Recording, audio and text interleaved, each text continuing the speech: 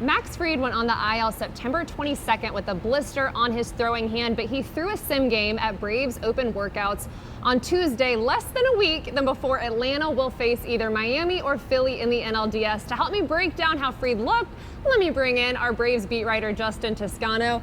Justin, thank you so much for joining me. 76 pitches for Max Fried, 44 for strikes, 2 home runs. But do those numbers really matter, or is it more about just how the look and feel of Max Fried's pitching matters? You know, usually in a sim game, the results don't really matter. But with the postseason coming up and Max Fried on the injured list still with a blister, you kind of wanted to see some good results. We don't really know, right? So he gives up 3 runs. 2 of them earned on back-to-back homers. The third one was some wonky simulated game, funny business runner, ghost runner on base. But Max Fried was not made available by the Braves, so there were some questions that went unanswered, right? In terms of like, how did he feel?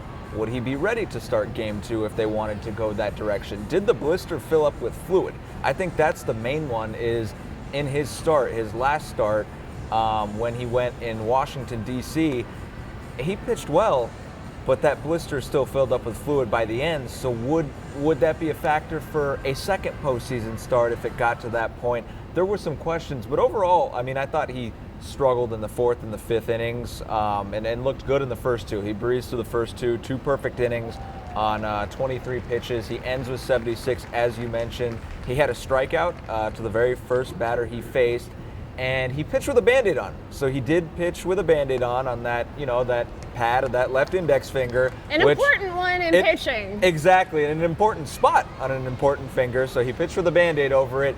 Unfortunately, though, we were not able to talk to Max Fried. Postseason protocol dictates that Brian Snitker will do his availability Friday ahead of the game 1 on Saturday. Max Fried, as all starters do, will talk the day before he pitches. So that could be, Sunday, depending on where the Braves want to go. So overall, it's fine. You don't really want to break down simulated games because it's a controlled environment. Then again, this was a major tune-up for Max, who missed the end of the season because he was on the IL. So it's kind of a mixed bag. We don't really know how to feel because we couldn't talk to him. But overall, I think it was fine. There's nothing to really be, concerned about unless his stuff can't be effective because of the blister, and we don't know. And he would likely pitch game 2 if he's feeling good enough to go. Yes, and it seems like it. So today was a tune-up for Max, who didn't get to finish his season, as I mentioned. And he would likely, because he threw 76 pitches, that's like a start in the regular season. Right. So he would not go on 3 days rest. That's why I say he would likely go in game 2, which would leave the man, Spencer Strider, in his second season in the big leagues, first full season. Right. Conceivably starting game 1. The Braves haven't announced that, but just reading the tea leaves and reading the room, that should be the case. With the off days in the NLDS, the Braves can start Max Fried and Spencer Strider in 4 out of the 5 games. We'll have to see how that works with Fried's blister coming back from that first start of that series that he makes. But the Braves rotation is in decent shape. They don't have Charlie Morton. The game 3 pitching plans seem like they're a little bit up in the air right now. We don't know what the Braves are going to do, but like I said, I mean, I think in terms of Max not having pitched since the day before that date, I think it would have been September 20th. Yeah, so September 21st. This was like a rehab start, right? He took a week and a half off. There was going to be some rust to some degree, even though he's been able to keep his arm hot. And so that's kind of the tough thing. That 4th and 5th inning when he struggled a little bit, is that concerning? Who knows? I mean, I tend to think I don't really put a ton into simulated games, especially because his stuff looked so good coming out of the gate. He was getting easy, quick outs. I think Max Fried's going to be fine. He's going to pitch through that blister.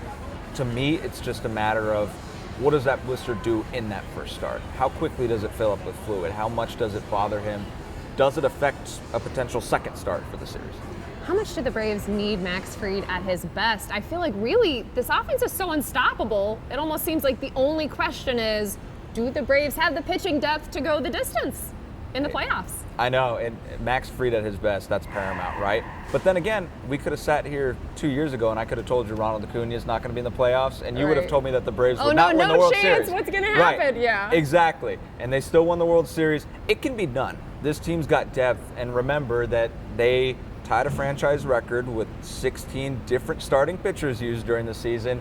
And by the way, those other Braves teams that used 16 different starting pitchers, the other 4, they had losing records. So the point there being, you're not supposed to be a good team that uses 16 different starting pitchers. So they've got depth, but you need your ace, right? Max Fried at his best is probably the best lefty in the game, I would say. Most consistent. He's definitely up there with the top 2, top 3.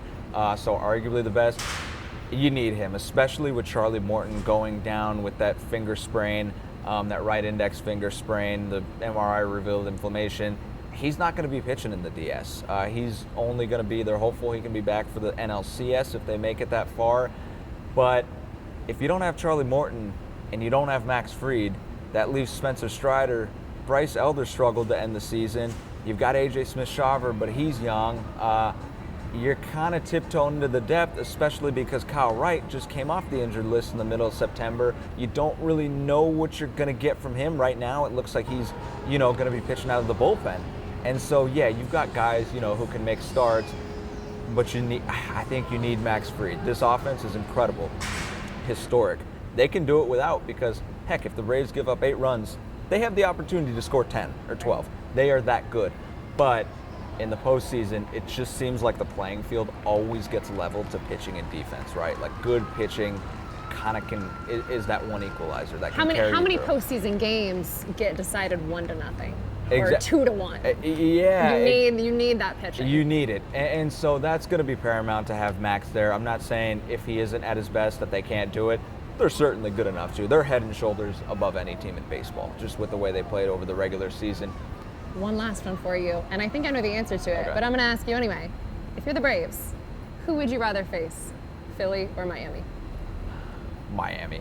I mean, Miami swept the Braves the last time they met in Miami at the end, kind of that right after they clinched, right? So it was they party on Wednesday, they had an off day in Miami, they get their butts kicked over the weekend. I throw that out the window. They didn't play well. They had already clinched. Miami needed those games really badly.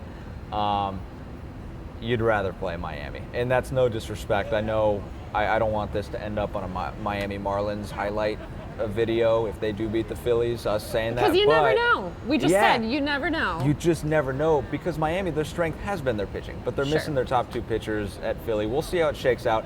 I would rather face Miami because I just don't think that lineup has enough to score 6-7 runs a game. With Philly, Bryce Harper, Kyle Schwarber, Trey Turner, JT Realmuto, Nick Castellanos, the length of that lineup has an opportunity to do real damage if your rotation is wobbly, if it's injured, different things like that. And they've got Zach Wheeler and Aaron Nola at the top of that rotation. With Miami, I just don't see Miami being able to beat the Braves 3 times.